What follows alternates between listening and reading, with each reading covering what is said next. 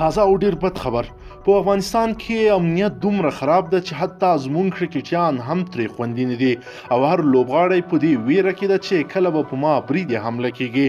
ستونزې ډېرې زیاتې دي. ملګرو راځئ چې له تازه پیښې مو خبر کړم په چا برید شوی او ولې هدف ګرځولی. اصلي قصه څه ده ویډیو تر اخره وګورئ. درنو لیدونکو او مینوالو السلام علیکم. ستړي مه شئ.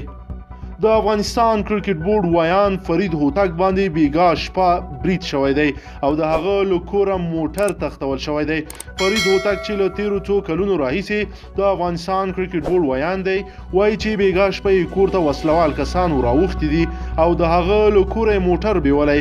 همدار راز د مرګ وخونه یې هم ورته کړي دي. پر فرید هوتک دغه برید ته خبریالانو او نورو خلکو هم په ټولنیزو رسنیو پراخ غبرګون ښکاره کړی دی او له امنیتي ادارو غوښتنه کړې ده چې یاد کسان دې ژر تر ژره پیدا او د فرید هوتک امنیت دې وساتي. په دغه برید کې چې بیګا د شپې شوی دی نوموړي ته پکې کوم زیان نه دی رسیدلی خو په وینا یې چې د هغه موټر یې له کوره بیولی دی. ویل کېږي چې د کرکټ بورډ ویاند فرید هوتک باندې تر دې مخکې هم 2 ځله بریدونه ترسره شوي دي چې څه وخت مخکې هغه یو برید کې په لاس هم وهل شوی دی.